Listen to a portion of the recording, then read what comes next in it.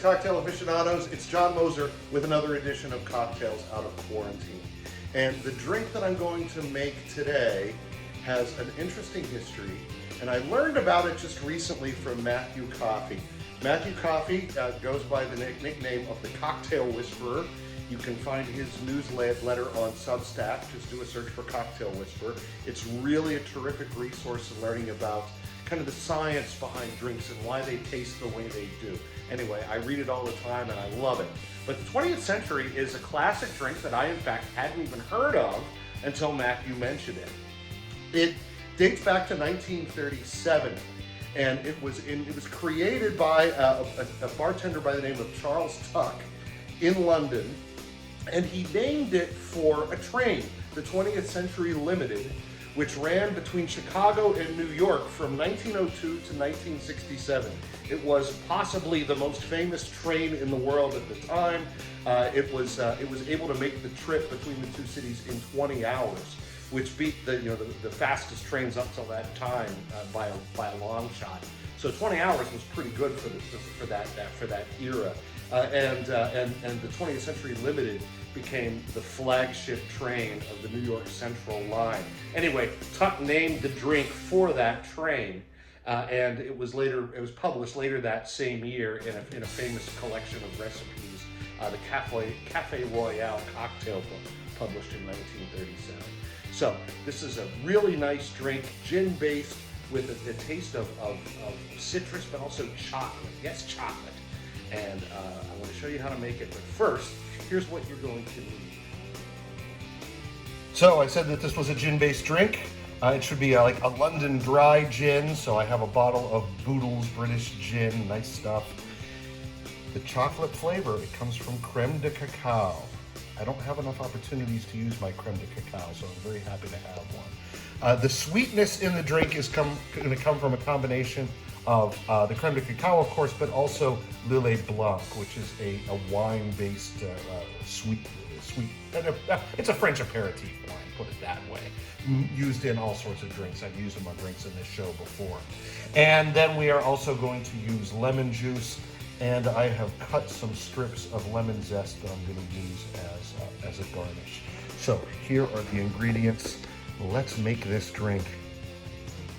So before we start, check out my new cocktail shaker. I got this from a lady who lives across the street, Michelle.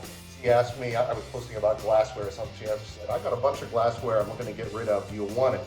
And I took it off her hands. But one of the real gems in here, I've never seen a cocktail shaker like this. In many ways, it's going to be superior to most of your metal ones. If you get a cheap metal one, that's dangerous. I really need to do another episode about barware and what you really need to have a well-stocked bar. But for now, I'll show you this. It's cool, and I'm going to use it. I've got some ice in here, obviously. Can't hide a glass shaker. Start with the gin, 1.5 ounces. This is a pretty easy recipe to remember because it's 1.5 ounces of gin and 3/4 of an ounce of everything else. This is Matthew Coffey's preferred way of making it, and I expect his 3/4 of an ounce of the creme de cacao, 3/4 of an ounce of Lillet Blanc,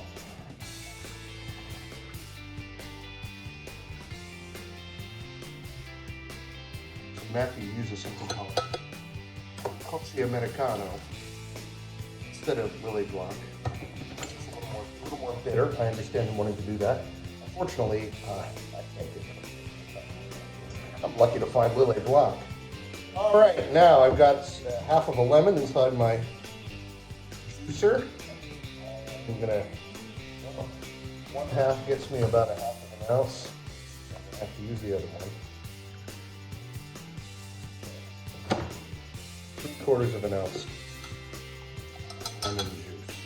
Last thing I'm going to do, I'm going to take some lemon zest here. Cut it off this lemon.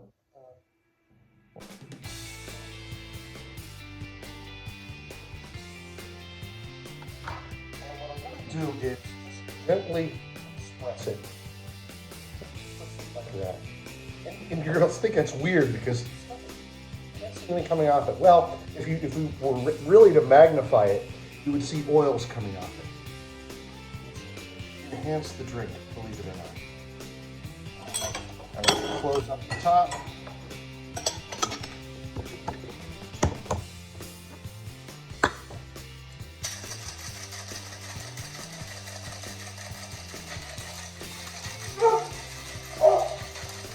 Yes, Oliver, we hear you. Oliver's hungry. All right, take the top off.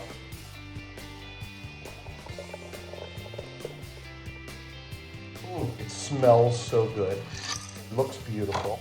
Now I'm going to take a strip of lemon zest and I'm going to artfully drape it over the side. This is the 20th century. Takes us back to the age of Art Deco, 1937. Hope you're having a wonderful day wherever you are. I hope you will try this drink. Cheers. That is a wonderful drink. Seriously, try this. Have a great day.